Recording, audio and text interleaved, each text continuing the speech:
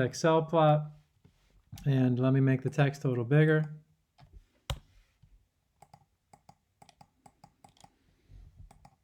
There we go. That's not too bad. So in my density, and I have my molarity values, and typically you put the the value that you're going to put on the x-axis to the left, and the value that you're going to put on the y-axis on the right. And Microsoft Excel and Google Sheets know how to deal with those in that order. And my values go like this. 1.082 is my density without units. Don't put any units. 1.69 is the molarity that goes with that. Then I have 1.027 as my density, 0.338 as my molarity. And it doesn't matter, you don't have to put them in any particular order.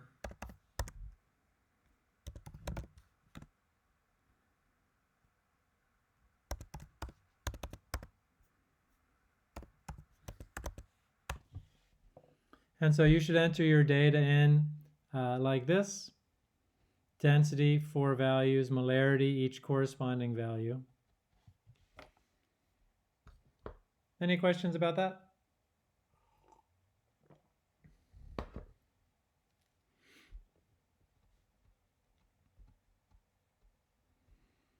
Okay, so then what you're going to want to do is you're going to want to,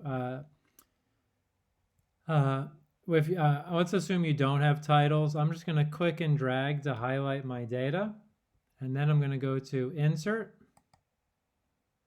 and then I'm going to go to Chart, and so there are pictures of the charts right here. And the chart that you always want in this course is an XY scatter chart or an XY scatter plot. You're going to single click on that, and then the version of the XY scatter chart that you want is always just points. You never want lines connecting things, just points. And if I click on that, it makes my chart for me. And it has a placeholder here of chart title. And whenever I want to add anything to my chart, if I have my chart with the little squares around it, there will be the Add Chart Element box up here. Single click on it. You can add axes, you can add axes titles, you can add a chart title, you can add whatever you want or make it go away. My preference is I don't like grid lines, so I take the grid lines away. You can have grid lines or not, up to you. But your chart must have a title, and if you double click on chart title, you can edit it. And I'm going to put the same title I had on before, which is molarity versus density.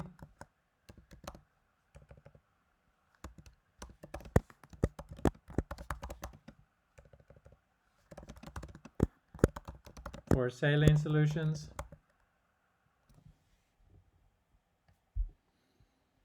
And if I go up into this Add Chart Element box and I click on it, I need axis titles as well. I have primary horizontal, and then that's the x-axis. And I will change this to the same thing I had on the other plot, which is density with units of grams per milliliter. And then I will add a chart element and axis title to my primary vertical axis, which is another way of saying y-axis. And what's a little weird about this is you kind of have to move up and down to get it to cancel out, and it puts the text vertically. My y-axis is called molarity, and my units were capital M of sodium chloride.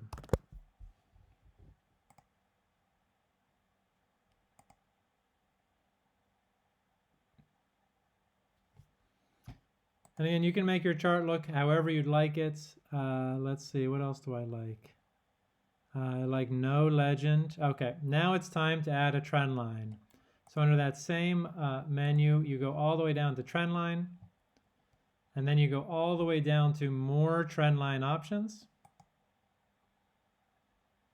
It will add a trend line, and then I'm moving the video around so you can see it here. If you go to Format Trendline, and then under the Trendline Options sub-menu, you go all the way to the bottom, you see something called Display Equation on Chart and Display R-squared value on chart. I always check these. Please check both of these boxes yourself, and then your equation will appear and your R-squared, which is also called the correlation coefficient.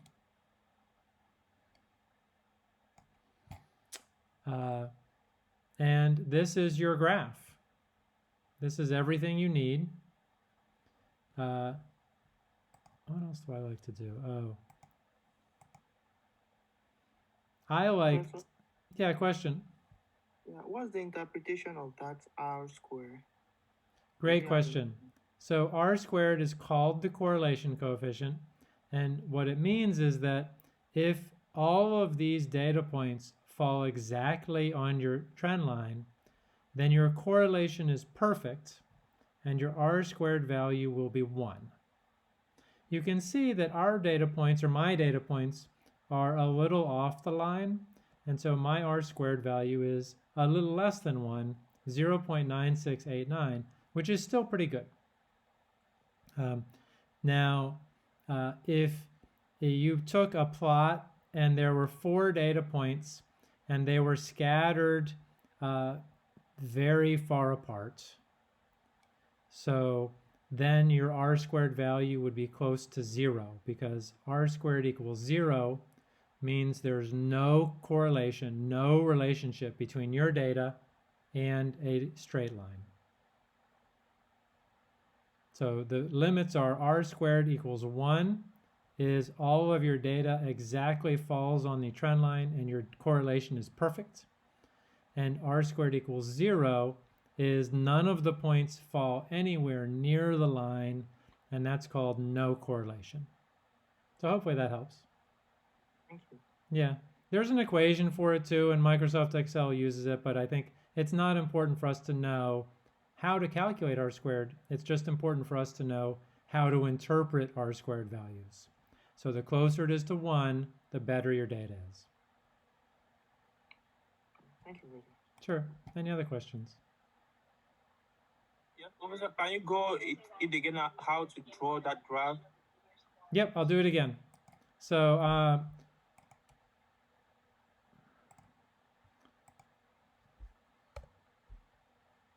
there goes the graph. So I've still got my data in here. I'm going to click and drag to highlight my data. Then I'm going to go to the Insert menu. And from there, I'll have all these pictures of graphs. And I'm going to choose XY scatter. And from within the XY scatter, I'm going to choose just data points. And it will automatically make your graph for you. From there, the most important thing is that you add a trend line. So let me cover that this right now. You're going to go to Add Chart Element. You're going to go to Trend Line, and you're going to go to More Trend Line Options. And when you do that, you're going to go to linear, of course. I think I forgot to say that before, but of course you want a linear relationship, and that's the default option. And let's see. Down here at the bottom where it says display equation on chart and display R-squared value, you want to check both of those boxes.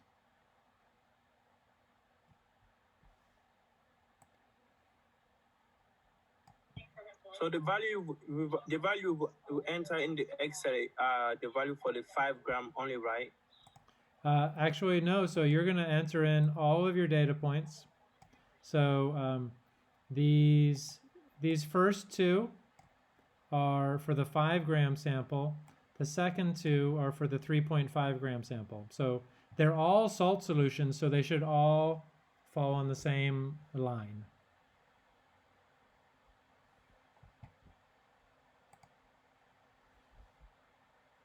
And I'll move my chart back over, but yeah. Any other questions? Professor, what happens if somebody found his R square equals 0.85? If somebody's what, Demith? If, like, I found R square equals 0.85. Oh, it's fine. So, okay, so here's what we emphasized in this class, Demith, which is that the value of R squared doesn't matter, but if there's a question, and the question is, and I forget if it's in this lab or not, I gotta find the questions for this lab, but if the question is R squared, is it better if R squared is higher or lower? Then you should know that it's better if R squared is higher, closer to 1. But no, R squared of 0.85 is good. That's actually still a pretty good correlation. Any other questions?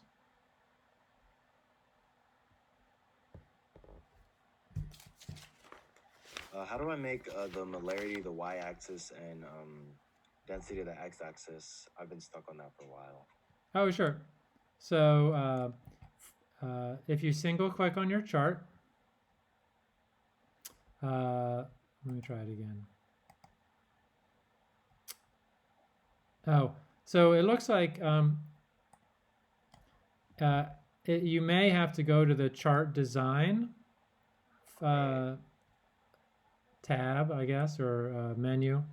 And then in this upper left corner, you'll see add chart element. And if you single click on that, you can add axis titles. All right. And if you do the primary horizontal, a little box appears for you to type text. And then if you do the primary vertical, another box appears for you to type text. And then you just double click and cut and delete it and rewrite your own. All right, thank you. Sure, Fazmana. And it is true. Sorry, go ahead, Demith. I wanted to ask if we should take a picture of this and submit it. So you have multiple options. Taking a picture is fine. You may submit either the Excel file or the Google Sheets file, or you may save it as a PDF and submit it that way. But yes, you do need to submit your graphs. In fact, pretty much all that you have to submit this week is 4 graphs, and then answer. And so you're going to make 2 graphs using Microsoft Excel and 2 graphs by hand.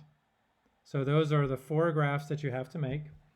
And then again, so somewhere around here I have the questions for this lab. And we'll have to answer the questions as well. 6, 9, 11. I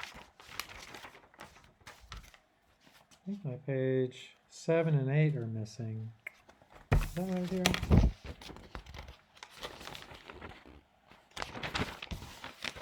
Well, I'm going to have to find my page 7 and 8. 7, 8. Oh, there they are.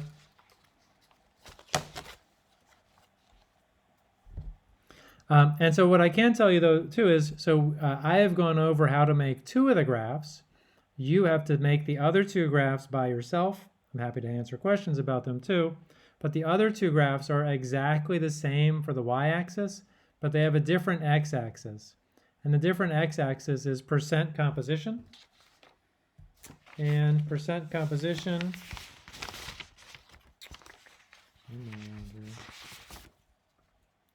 And I'm going to go ahead and stop sharing for a minute.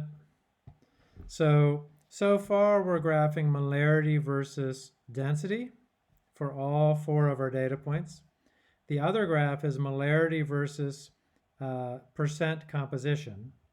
So we'll have 1 data point here, a second data point, a third data point, and a 4th data point.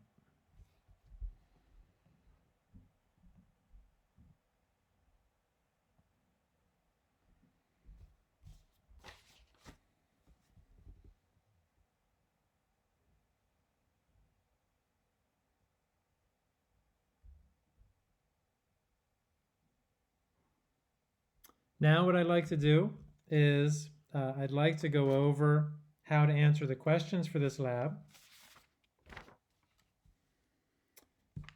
And the questions are on page 7. Oh yeah, so sorry, I skipped this number 9 up here.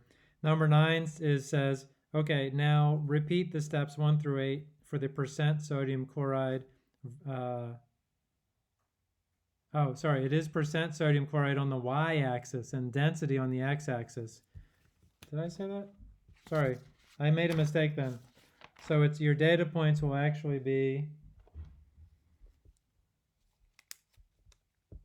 percent composition versus density. So it'll be each of these points. I'm glad I read that. So it's going to be density is still on the x-axis and percent composition will be on the y-axis and not molarity.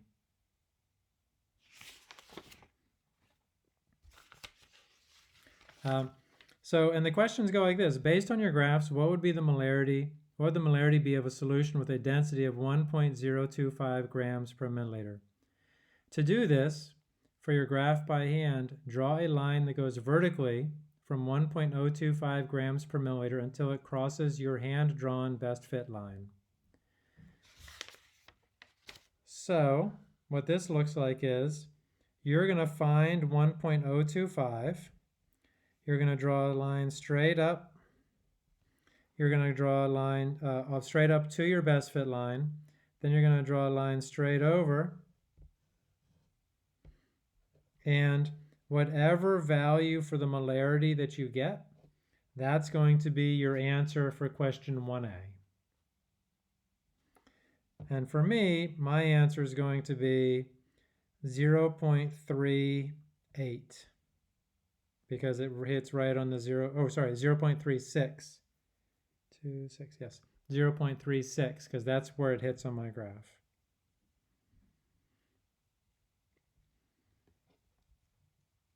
So for mine, A is going to be 0.36 molarity, sodium chloride.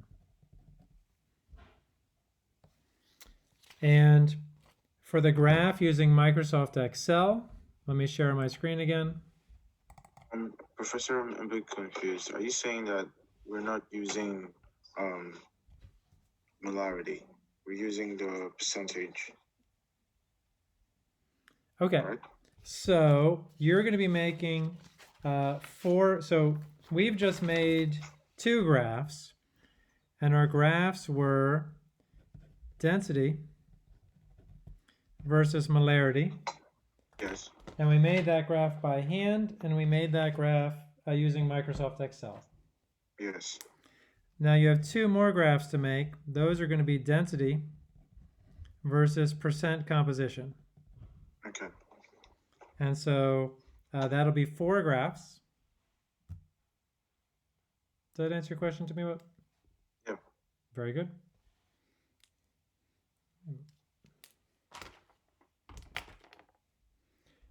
Now what I was saying was, when you use your graph by hand, you physically draw lines on it from 1.025 up to your best fit line, and then vertically straight up, and then straight over horizontally till you get to the x-axis, and then you read your x-axis. And I will tell you that you will get 2 decimal places for your molarity when you read your x-axis. And what I was about to say is now we're going to go to Microsoft Excel. And for Microsoft Excel, once you get your chart all made, you're going to use this equation.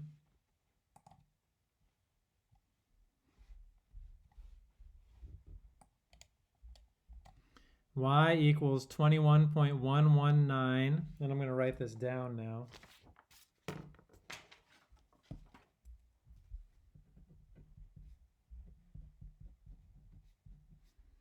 Y equals 21.119x, and your equation will be different. Minus 21.289.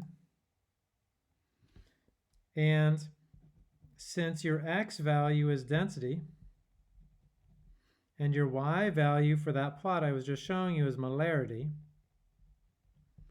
If you plug in 1.025 grams per milliliter and solve this equation, you will get the answer for your molarity.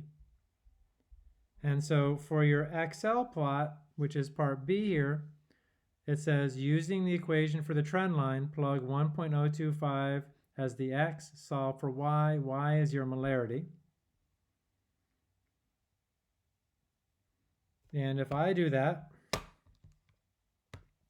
going to be 1.025 times 21.119 minus 21.289.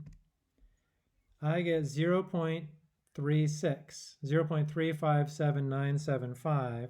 So Y equals 0.36, and that's molarity of sodium chloride. And I do want you to show this calculation. And what you should find is that if your graphs are relatively similar, see how part A, the answer is 0.36, and for part B, the answer is 0.36. They should be close to each other. They don't have to be the same.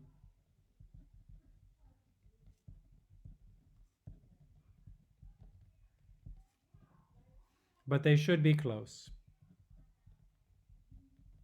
Because you're graphing the same information in two different ways, and we're making the best fit line as best as we can on each of the graphs.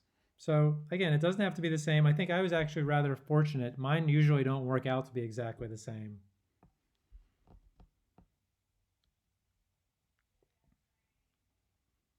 That's question 1. And for question 2, you do the exact same thing for your percent comp versus density graphs for both by hand and by using the equation for the XL plot.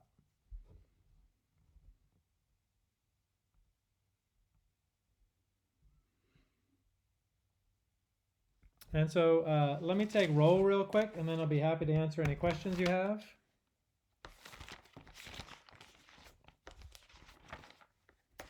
I know it's in here. Oh, good.